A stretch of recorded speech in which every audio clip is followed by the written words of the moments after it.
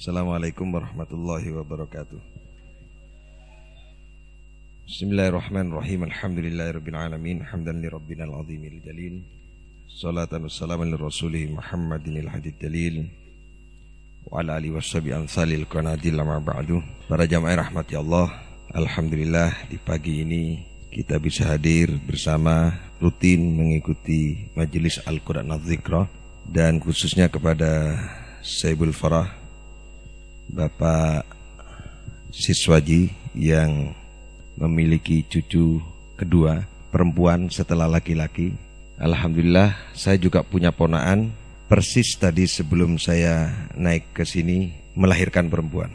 Jadi saya juga punya cucu dari ponakan saya. Belum diberi nama, dan insya Allah dari majelis ini nanti saya ingin membuatkan namanya terinspirasi dari majelis Al-Quran Az-Zikra ini. Doanya mudah-mudahan seperti yang diharapkan oleh Pak Siswaji, menjadi anak yang solihah. Al-Fatihah. Bismillahirrahmanirrahim. Ya kan na'budu wa iyaka nasta'in. Iblis itu juga ada yang kurus. Dia susah karena mengganggu dan menggoda orang. Yang diganggu itu kuat sekali, sehingga dia berpikir terus, akhirnya kurus. Tapi bukan berarti iblis kurus menggoda manusia yang kurus. Tidak. Jadi ada iblis itu gemuk gitu, karena manusia tanpa digoda sudah melakukan apa yang diinginkan iblis. Iblisnya gemuk karena iblisnya banyak menganggur. Iblis yang kurus itu karena narik orang itu tidak mau tergoda. Akhirnya lama-lama dia menjadi kurus. Nggak usah ditafsiri kenapa Pak Siswaji kurus. Sampean garai. Para jamaah rahmati Allah, saya bangga di majelis pagi hari ini karena seluruh tetangga kami lihat, sahabat-sahabat saya, senior saya di pemerintahan daerah dulu waktu zamannya saya masih di DPR kelihatan hadir, ada Pak Puji dan kawan-kawan yang lain. Alhamdulillah bisa ketemu lagi. Pensiun yang menyenangkan adalah pensiun yang selamat. Artinya pemerintahannya selesai, urusannya selesai. Banyak orang menyelesaikan urusan pemerintahannya selesai, tapi urusan pribadinya belum selesai. Alhamdulillah di lingkungan kita ini banyak pejabat yang seandainya pensiun, pensiunnya dengan selamat. Mudah-mudahan yang belum pensiun, pensiun juga selamat. Pak Siswaji bangga karena punya bupati rumahnya di sini, punya calon sekda rumahnya di sini, punya sekretaris PGRI rumahnya di sini.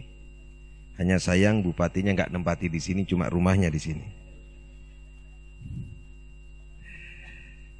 Bapak Ibu yang saya hormati, kenapa hadrah ini dihadirkan terus? Mohon tidak menjadi perdebatan antar golongan. Hadrah ini tidak ada urusannya sebenarnya dengan golongan. Saya luruskan dulu. Karena hadrah itu hadir di saat Rasulullah hijrah. Rasulullah hijrah dari Mekah ke Madinah disambut oleh kaum Ansor itu dengan hadrah, dengan rebana. Rebana itu nama alatnya. Ini namanya rebana. Rebana atau tamborin.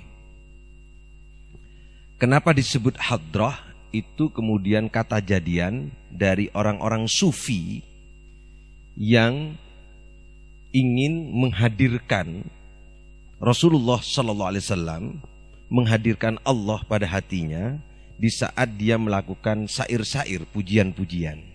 Makanya disebut hadrah. Hadrah itu artinya hadir. Hadir. Maka kalau kita main hadrah tidak menghadirkan Allah, tidak menghadirkan Rasulullah Sallallahu Alaihi Wasallam, tidak menghadirkan kecintaan kita kepada Allah dan Rasulnya, maka sesungguhnya substansi hakikat hadrah tidak dapat. Kalau hanya sebagai hiburan, nggak dapat. Tapi harusnya hadrah itu menghadirkan kecintaan kita kepada Allah Subhanahu Wa Taala dan kecintaan kita kepada Rasulullah Sallallahu Alaihi Wasallam. Karena dulu di saat Nabi hadir di tengah-tengah masyarakat Madinah, Tola'al badru alaina, waktu itu menyambut kehadiran Nabi dengan rasa bahagia, dengan rasa bangga, dan disambut dengan cinta yang amat sangat rindu kepada Rasulullah Sallallahu Alaihi Wasallam. Itu maksudnya hadrah. Tapi sekarang bisa jadi ini hanya sebuah seni, bisa jadi ini sebuah hiburan.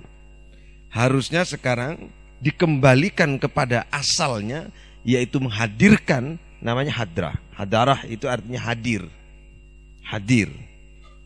Ya, jadi anak-anak ini diajarin untuk menghadirkan cintanya kepada Rasulullah SAW, tidak terjebak kepada syair. Perkembangan dari Thala al-Badru alaina itu kemudian oleh kalangan sufi. Kalangan sufi ini dulu tidak mau berhiruk pikuk dengan dunia politik, tidak mau ikut campur dalam perpecahan DPR RI. Kalangan sufi tidak mau ikut KMP maupun KIH. Maka beliau menyendiri dan hanya berpikir serta merenung, merefleksi diri untuk selalu menjaga hatinya cinta kepada Allah dan Rasulnya.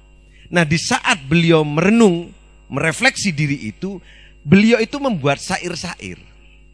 Lalu dinyanyikanlah, lalu disuarakanlah, lalu dipukulkan rebana itu dalam rangka menghibur dirinya agar dia cinta kepada Allah dan Rasulnya.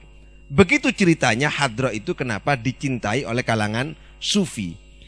Kemudian karena sufi ini berada di pinggir-pinggir kota yang tidak masuk di dalam pusat pemerintahan, akhirnya hadrah ini identik dengan golongan-golongan tradisional. Maka akhirnya karena golongan tradisional di Indonesia itu diidentikan dengan Nahdlatul Ulama, melekatlah kemudian hadrah ini seolah-olah menjadi satu dengan Nahdlatul Ulama. Karena ada di pinggir-pinggir itu. Tapi sekarang hadrah itu muncul sebagai substansi di televisi-televisi, tidak lagi ada di pinggir tapi sudah mulai ada di tengah. Bahkan ada musik rock yang dikombinasi dengan hadrah. Saya nggak tahu bagaimana menghadirkan Rasulullah di saat main rock itu.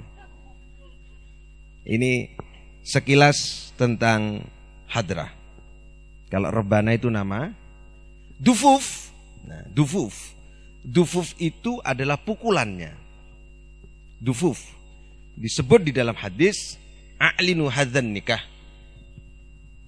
yajlisu fil masajid yadribu alaihi dufuf. Iklankanlah pernikahan itu. Nikah ini harus diiklankan, Pak. Iklan itu bahasa Arab, maknanya ramaikan, umumkan, beritahukan. Bagaimana caranya? Sunnahnya ada di dalam masjid. Kemudian yadribu alaihi dufuf, pukullah rebana. Memukul rebana ini hukumnya menjadi sunnah untuk meramaikan acara-acara, khususnya walimah, untuk menghadirkan kecintaan kita kepada Rasulullah Sallallahu Alaihi Wasallam. Jadi akhirnya rebana itu bukan milik Nahdlatul Ulama saja, tetapi milik umat Islam.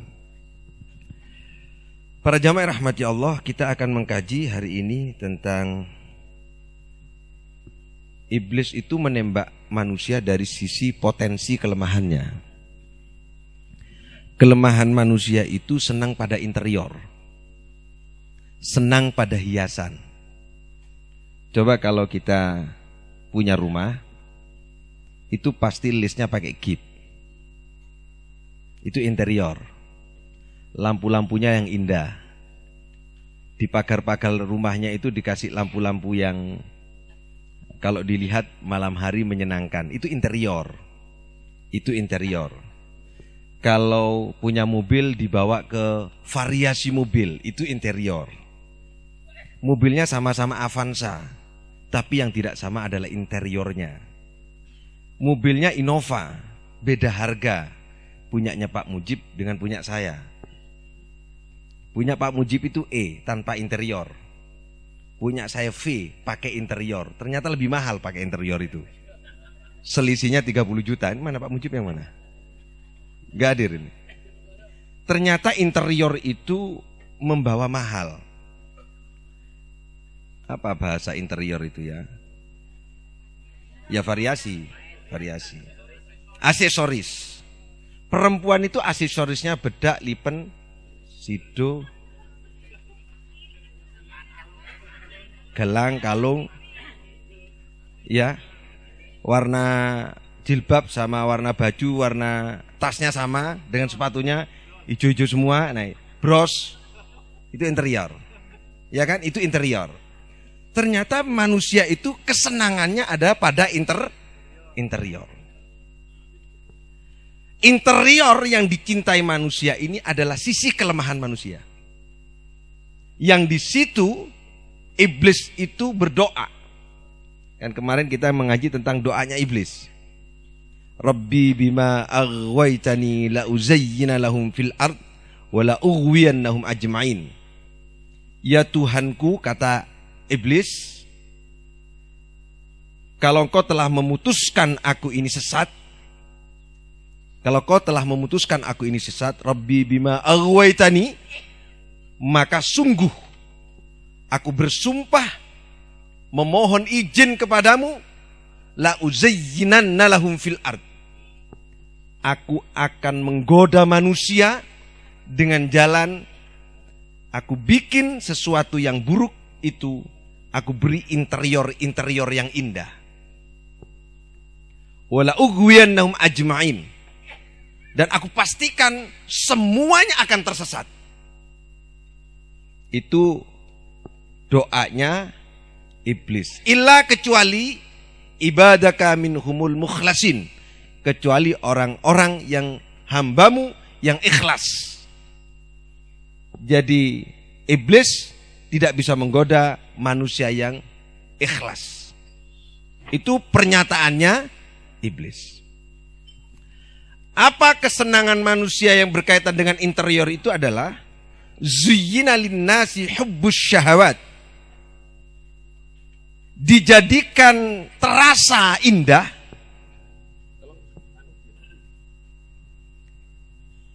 dibuat terasa indah, zuyyin hubbus syahawat, cinta kepada kesenangan sesaat. Syahwat itu artinya kesenangan sesaat. Sesuatu yang membuat senang, tapi senangnya sesaat. Makanya disebut syahwat. Hubungan seks itu sesaat enggak? Sebentar enggak? Sebentar. Itu namanya syahwat. Syahwat politik berarti sesaat. Hubbus syahwat. Zuyyin, manusia itu dikasih potensi zuyyina linnasi hubbus syahwat. Diberi perasaan merasa indah kecintaan kepada syahwat. Kecintaannya kepada syahwat itu terasa indah. Padahal syahwat itu bersifat sementara. Apa yang menjadikan interior itu yang dijadikan terasa indah? Pertama adalah minan nisa, perempuan. Perempuan itu kan agung dan diagungkan oleh Allah Subhanahu wa taala, sampai-sampai ada surat An-Nisa. Tapi perempuan itu menjadi terjungkil balik apabila diposisikan sebagai interior. Kita ini menjual mobil yang mewah, itu yang menjadi salesnya perempuan pakai celana pendek. Begitu toh? Apa hubungannya perempuan dengan mobil? Kalau Formula 1 ketika mau balapan itu kan ada yang bawa payung. Mesti perempuan pakai celana pendek. Apa hubungannya celana pendek dengan orang balapan? Apa membawa pembalapnya itu semakin semangat?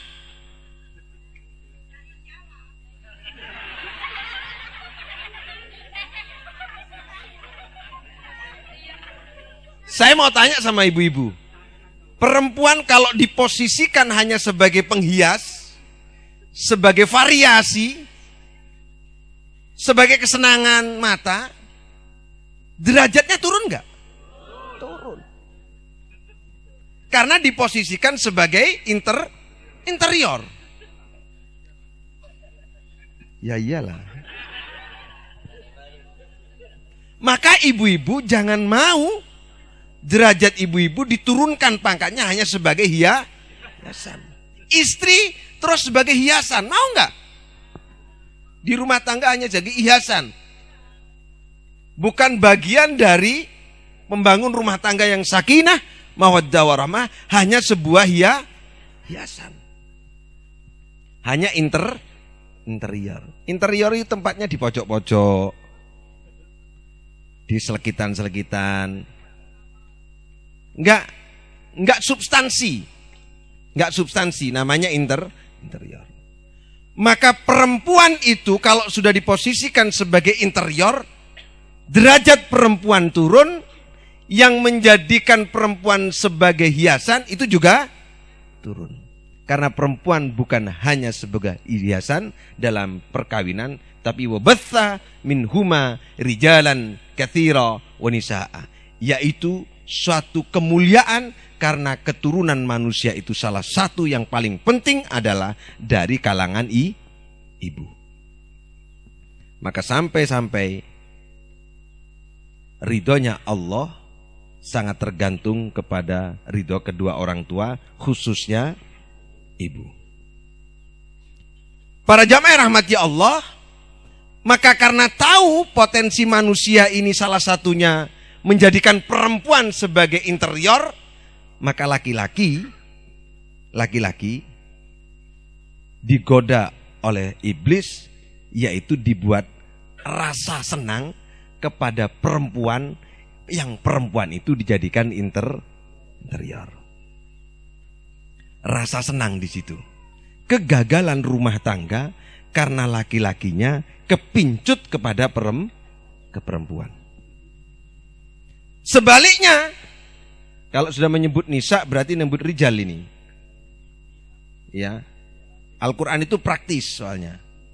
Kalau sudah menyebut perempuan, itu sesungguhnya menyebut laki-laki. Sebaliknya, kalau perempuan-perempuan menganggap suaminya sebagai hiasan di rumah tangga, pantes-pantese rumah tangga itu harus ada suaminya, ono wong lanange, ada laki-lakinya, hanya dibuat pajangan dan pantas-pantasan, ini berarti kita telah digoda oleh iblis.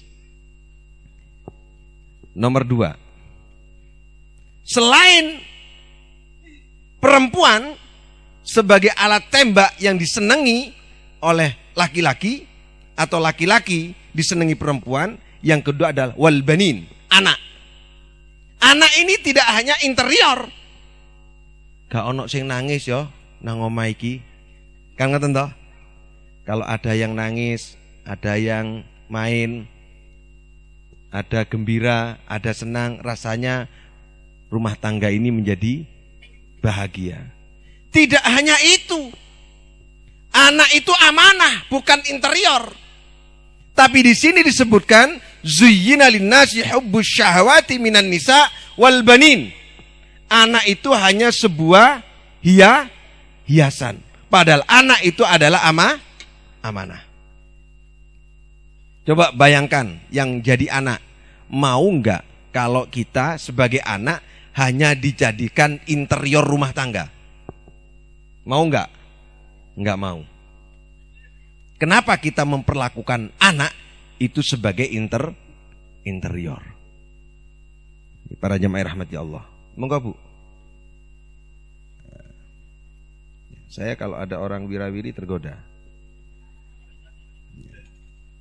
wirawirinya loh ya. Nggih. Jadi anak ini jangan dianggap interior. Anak ini amanah. Yang ketiga, wal qanatiril muqantarati, harta. Manusia itu punya kelemahan, terasa indah,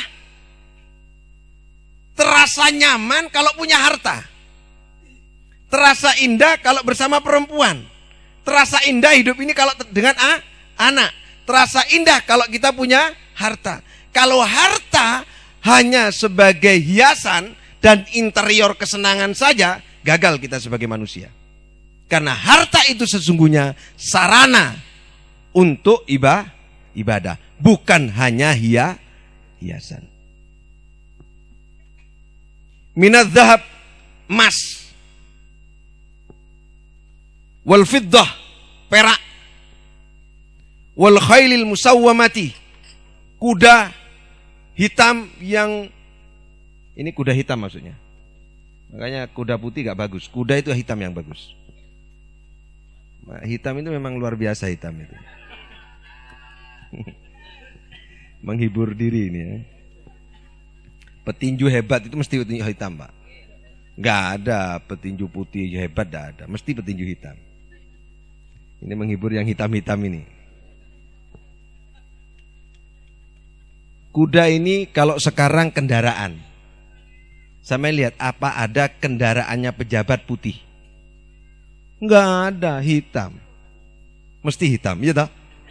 Ya, karena kuda yang dimaksud di dalam Al-Quran ini kuda hitam. Kuda hitam. Kesenangan manusia selain kepada perempuan, kepada anak, kepada harta, kepada kendaraan. Wah ini kesenangan. Kalau kesenangan itu hanya sebuah interior, gagal. Tapi kalau kesenangan ini hanya merupakan, maksud saya kesenangan ini adalah merupakan kebutuhan, itu berarti kita berhasil. Ini kendaraan. Luar biasa Al-Quran. Wal an'am, hewan ternak. Banyak pejabat-pejabat itu kelihatannya nggak punya, padahal ternaknya banyak. Sapinya banyak gitu. Sehingga kalau ada kegiatan seperti ini, dari mana uangnya? Ternyata jual sapinya yang ada di Gelaga. Pak Sis ini dengar-dengar jual sapi 2 acara ini.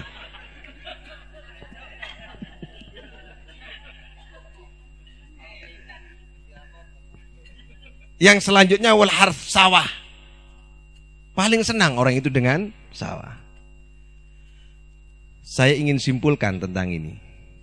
Para jamaah rahmati Allah, iblis itu tahu kesenangan orang.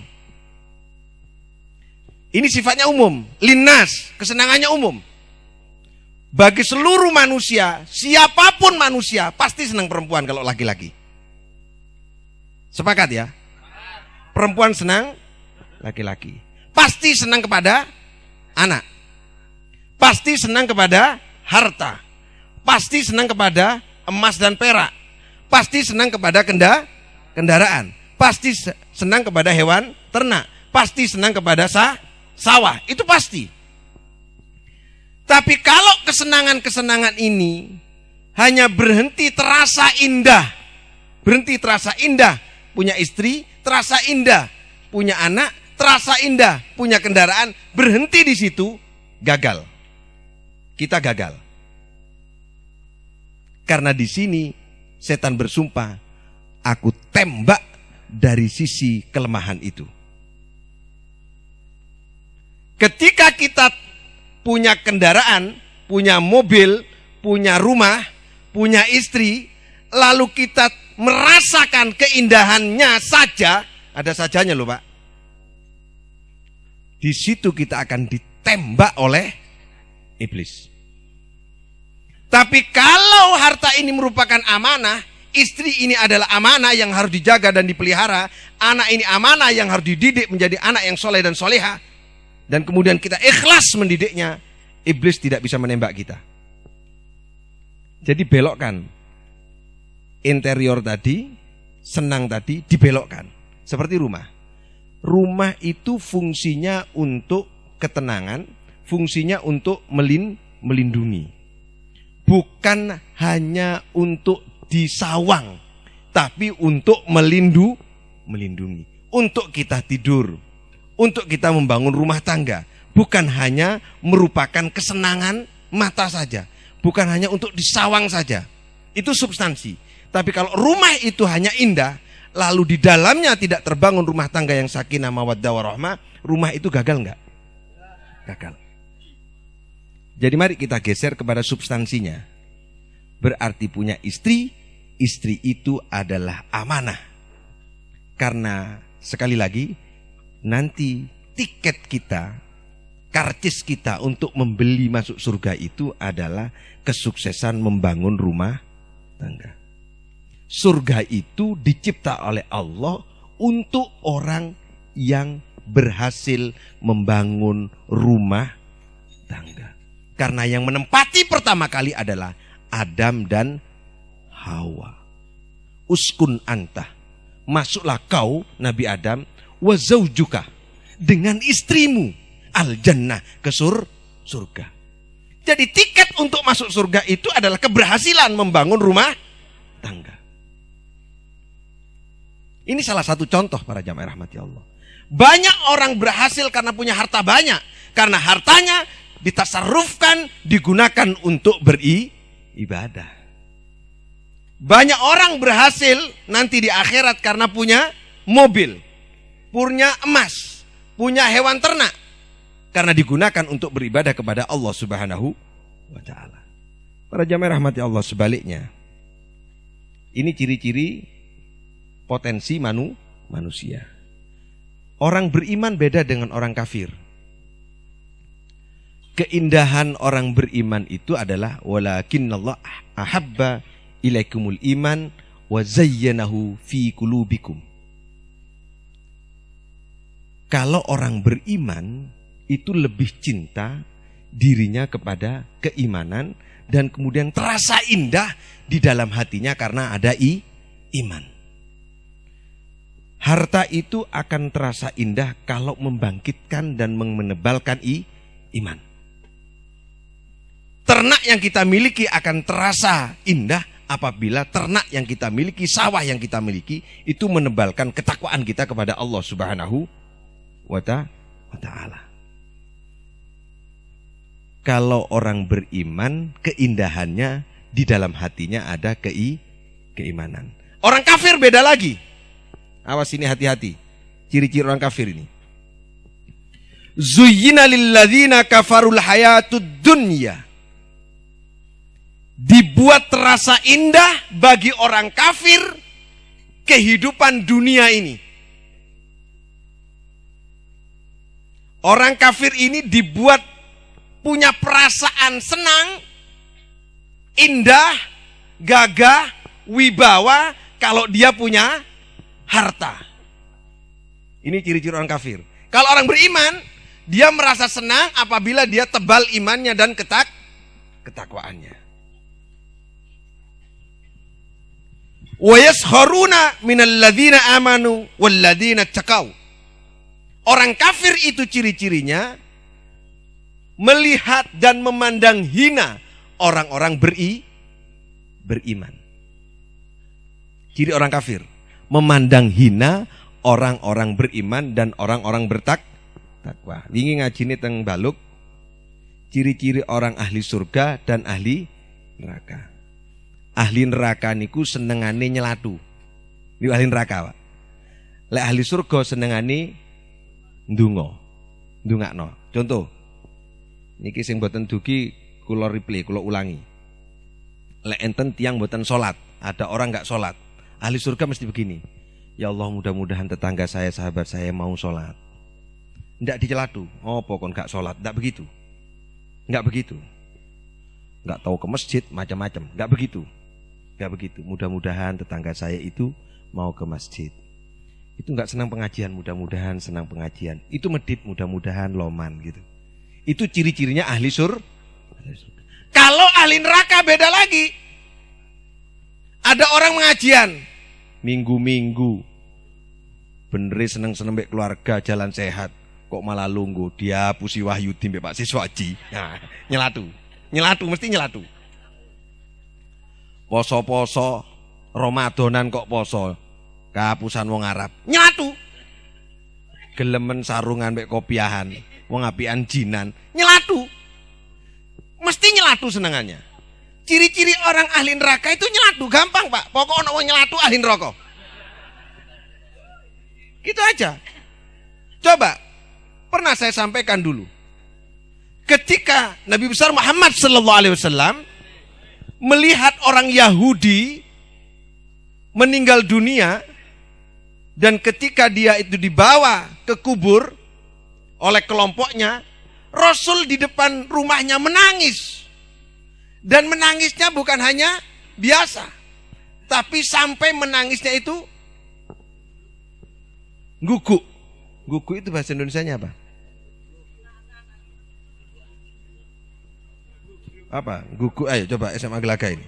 Guguk bahasa Indonesianya apa? Terisak-isak. Terisak-isak. Sahabat Nabi bertanya, "Ya Rasul, kenapa engkau menangis? Yang meninggal itu orang Yahudi ya Rasul.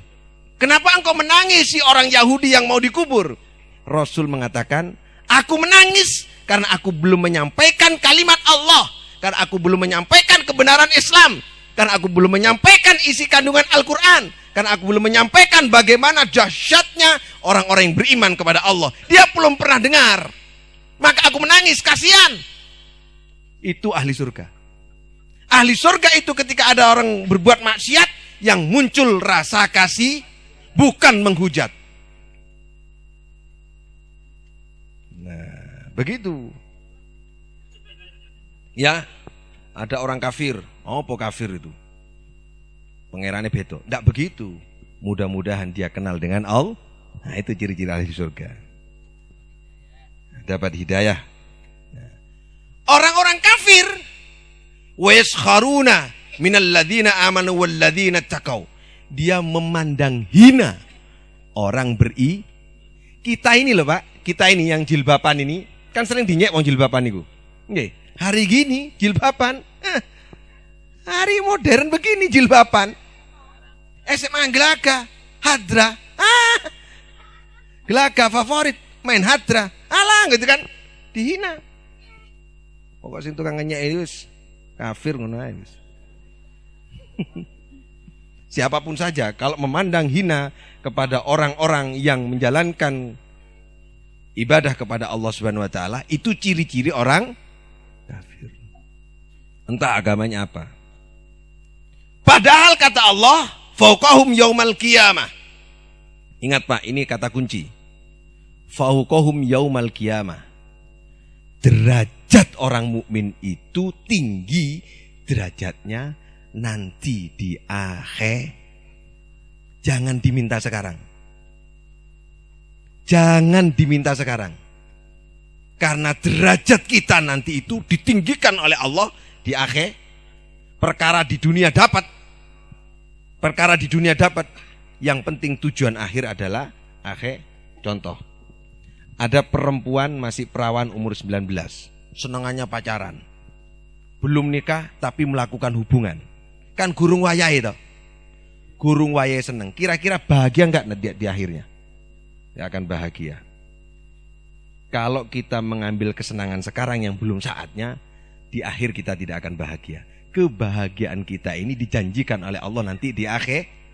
Fauqahum yaumal kiamat. Biarkan kita dihina hari ini, tapi kita mendapatkan kemuliaan besok di hari akhir. Para jamaah rahmati Allah. Salawat. Pak Sis, ini salawat apa itu? Salawat itu banyak Pak Sis. Ya. Bayi ini mana Pak Sis? Nanti. Oh nanti. Kita salawatan dulu ya. Yang junior dulu. Nggak usah grogi. Tadi kamu agak grogi. Nggak usah grogi. Jangan keburu-buru. Santai aja. Ayo. Siap. Ayo. Sudah. Yang main tangannya. Ayo. Ini yang masuk surga dulu yang buatkan baju.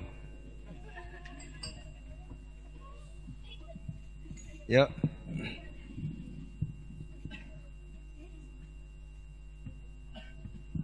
Allahumma salli wa sallim wa barik alaihi.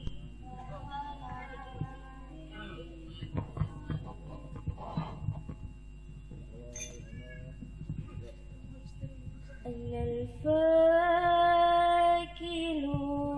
ilai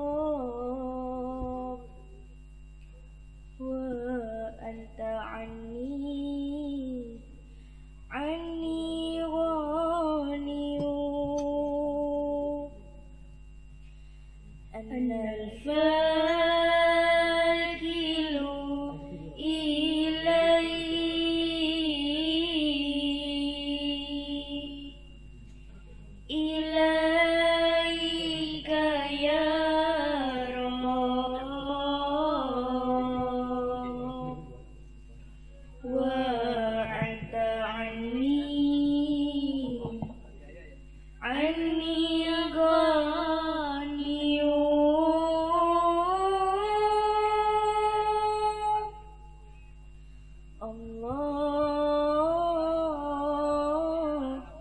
Allah, Allah, Allah,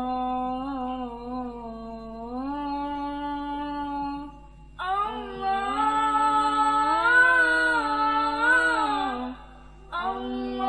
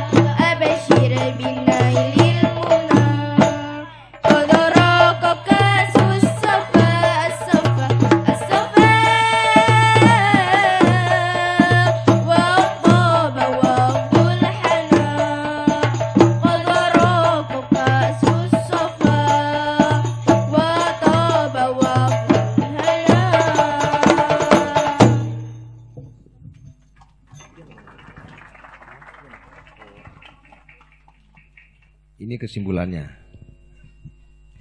Kalau begitu, apa kita tidak boleh tergoda oleh perempuan dengan perasaan indah tadi, dengan emas, dengan perak, dengan harta?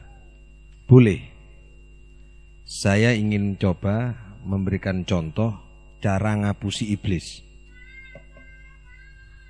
Kita jangan mau dihapusi iblis. Ayo bareng-bareng ngapusi iblis. Gampang.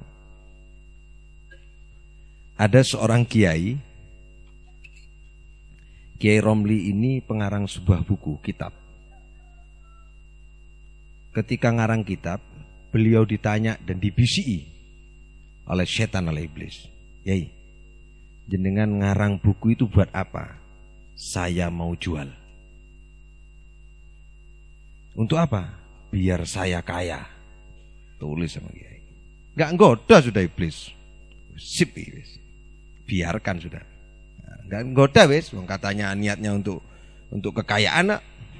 Kiai ini setelah selesai banyak ribuan sama Kiai dibagi-bagi. Tidak dijual. Iblis protes. Ih, katanya dijual. Oh, kalau saya bilang dijual waktu nulis, kamu nggoda saya. Katanya Kiai. Jadi yang punya mobil bagus di rumah, digosok, dilap, dikasih parfum, necis. Iblis tanya, mau kemana? Mau ikut? Ayo. Terus gitu ternyata diajak pengajian, ketipu sudah. Iblisnya ketipu. Ternyata mobilnya dibawa ke pengajian. Mobil yang mewah diajak kemas, ketipu sudah. Iblisnya ketipu, Pak. Jadi keindahan itu akan menjadi ibadah kalau ternyata keindahan itu dibawa kepada Allah. Kesenangan kita itu diajak kepada Allah. Senang harta, hartanya diajak kepada Allah. Senang perempuan, perempuannya diajak kepada, yang dimaksud perempuan ini maksudnya istri ya. Ojo salah paham ini. Nanti salah paham mengejak perempuan maksud saya. Karena di sini disebut wanita gitu, maksudnya istri ya. Senang kepada anak, anaknya diajak kepada Allah. Tapi kalau senang hewan, Pak, diajak kemana? Dijadikan korban. Kalau senang kepada sawah, kan ada zakat malnya. Jadi sesuatu kesenangan itu akan mampu menghadapi iblis, serangan iblis apabila diajak kepada Allah. Jadi Islam itu tetap harus kaya. Islam itu harus jaya. Tapi kekayaan itu tidak membuat keretakan antara KMP dan KI. Kaya.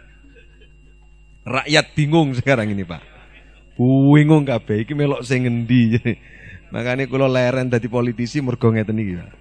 Ngurusi zuyin, hanya mengurusi keindahan. Jadi gangguan ibadah itu adalah manajemen keindahan. Nah, manajemen keindahan.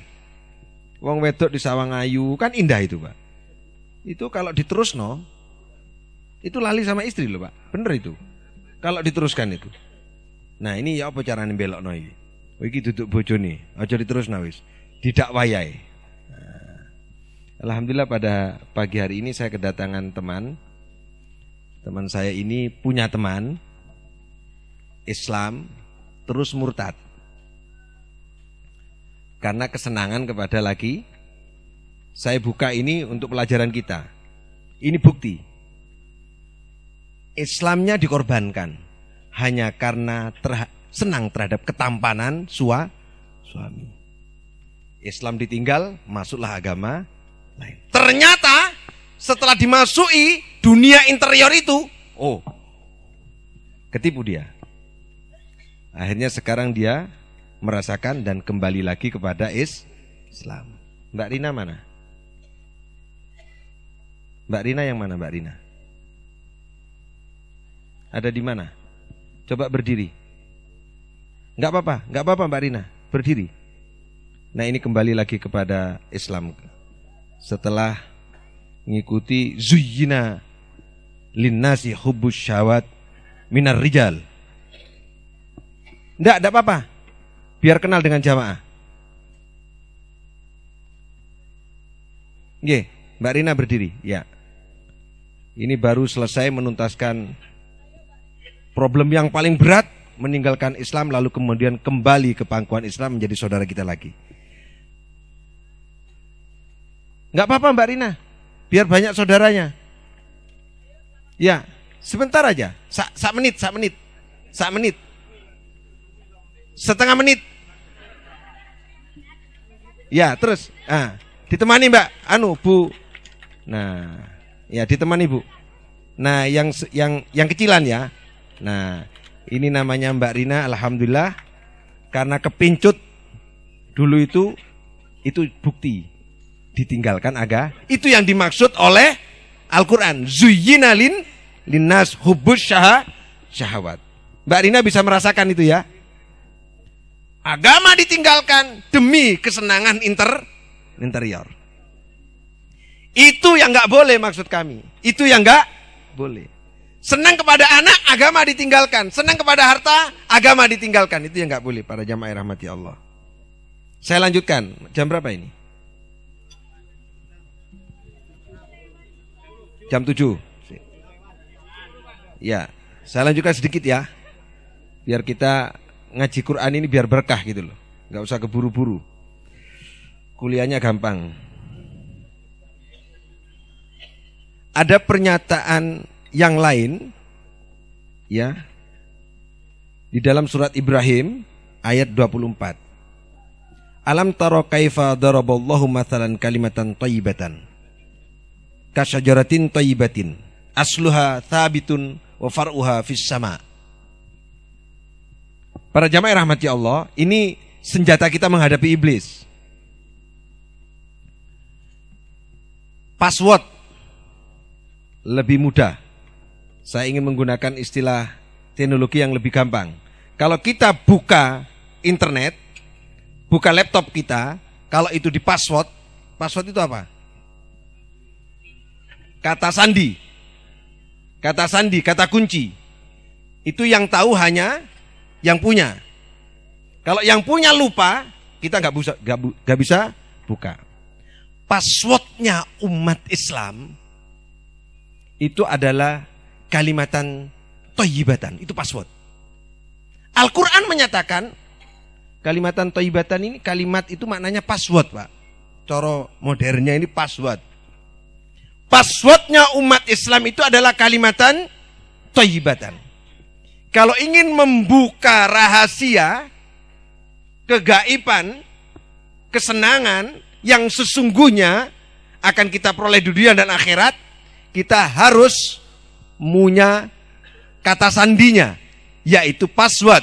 Passwordnya adalah kalimatan thayyibatan. Kalimat thayyibah itu apa? Bismillah, alhamdulillah, ta'awudz, a'udzubillahi minasyaitonirrajim, tahmid, takbir. Ini kalimat thayyibah. Diumpamakan sebuah kalimat itu kalimat saja, baru kalimat. Baru sesuatu yang terucap, belum yang lain. Baru kalimatnya saja. Kasyajaratin thayyibatin, itu seperti pohon yang indah yang baik. Asluha thabitun, akarnya mengunjam ke bumi. Wa far'uha fis sama, cabangnya itu menjulang ke langit. Coba bayangkan, apa maksudnya ya? Ada pohon yang akarnya di bumi, cabangnya menjulang ke langit. Ini maksudnya kita hidup di bumi, tapi kalau kita doa, kalau kita mohon dekat dengan Allah. Sama ini kan perumpamaan tentang ketuhanan. Orang itu kalau punya password dalam beragama, segala sikap tindak tanduknya di bumi ini itu sesungguhnya adalah potret kehidupannya di langit. Dikabulkan oleh Allah Subhanahu wa ta'ala. Maka kita tidak boleh meninggalkan bismillah, a'udzubillahi minasyaitonirrajim, alhamdulillah, subhanallah, Allahu Akbar. Ini passwordnya. Ada lagi yang menafsiri bahwa kalimatan thayyibatan itu adalah orang yang beriman, yang tidak tergoda oleh keindahan dan hiasan dunia. Tidak tergoda, bukan tidak memiliki, tidak tergoda. Jangan salah, ada orang yang tidak ingin tergoda terus tidak memiliki. Memiliki harta, memiliki kekayaan belum tentu tergoda harta. Banyak orang miskin justru yang tergoda. Maka seorang profesor dari UNER namanya Sutandio, ahli sosiologi, mengatakan orang kalau miskin harta bisa satu paket dengan miskin ilmu. Kalau orang itu miskin harta bisa satu paket dengan miskin pengalaman. Kalau orang itu miskin harta bisa satu paket dengan miskin mental. Betul nggak? Orang miskin itu mentalnya nggak bagus. Ini jangan tersinggung yang miskin lo ya. Ojo tersinggung sih, ini bukan pernyataan saya. Ini Sutandio ini.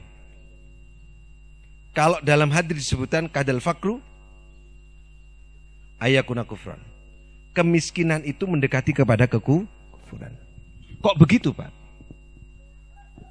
Pokoknya ngajinya jangan tersinggung. Orang miskin kan tidak punya uang. Kuliah butuh uang. Bisa kuliah nggak? Nggak bisa. Orang miskin nggak punya uang. Bisa naik pesawat nggak? Nggak bisa. Mesti nggak banyak pengalaman. Orang miskin nggak punya uang. Bisa nggak bergaul dengan orang banyak? Nggak bisa. Nggak bisa. Ini menurut Sutandio. Jadi kemiskinan itu akan berdampak kepada kemiskinan yang lain. Maka para jamaah rahmati Allah, untuk mengatasi seperti ini, orang yang miskin harta tidak boleh miskin iman. Penyelesaiannya adalah di iman. Orang yang miskin harta tidak boleh miskin pengalaman. Tidak boleh. Maka harus mau bergaul. Harus punya mental tangguh. Karena harta itu harus difahami sebagai interior. Tapi kenapa hadis ini ada? Untuk membangkitkan semangat umat Islam mencari harta. Tapi umat Islam tidak boleh terjebak dengan harta. Di situ manajemen zuyinnya, manajemen interiornya itu di situ. Jadi kita tidak boleh terjebak lalu menghindari harta. Nggak mau saya dengan harta, bukan begitu. Tapi kita tidak terikat oleh harta. Imam Ghazali menyebutkan, orang yang sukses adalah orang yang tidak terikat hatinya dengan harta, bukan tidak punya harta. Bisa diterima, Bu? Oke, saya lanjutkan. Orang-orang yang beriman itu seperti pohon yang akarnya itu menggunjam ke bumi, cabangnya ke langit. Bayangkan, Pak, kalau ada pohon tu'ti ukulaha. Pohon tersebut akarnya mensuplai makanan. Akarnya mensuplai makanan. Tu'ti ukulaha. Kullahinin biiznillah. Biizni rabbiha. Kullahinin biizni rabbiha. Akarnya mensuplai makanan sampai kepada buah. Artinya apa? Akarnya itu. Akarnya adalah iman. Imannya mensuplai nutrisi makanan sampai kepada pikiran-pikirannya. Oleh karena itu kalau kita miskin harta, jangan sampai miskin iman. Para jamaah rahmati Allah, bagaimana kalau orang yang tidak beriman, yang tidak punya password? Wa mathalu kalimatin khabithatin kasyajaratin khabithatin. seperti pohon yang jelek. Pohon yang jelek itu seperti apa? Itusat min fauqi min fauqil ardi. Itusat min fauqil ardi, yaitu seperti pohon yang dicabut seakar-akarnya dari permukaan bumi. Bayangkan kalau dia ditegakkan, bisa tegak enggak? Enggak bisa. Kenapa bicara akar? Kenapa bicara ijtusat min fauqil ardi? Mencabut seakar-akarnya. Karena akar itu merupakan alat penunjang, fondasi untuk tegaknya pohon.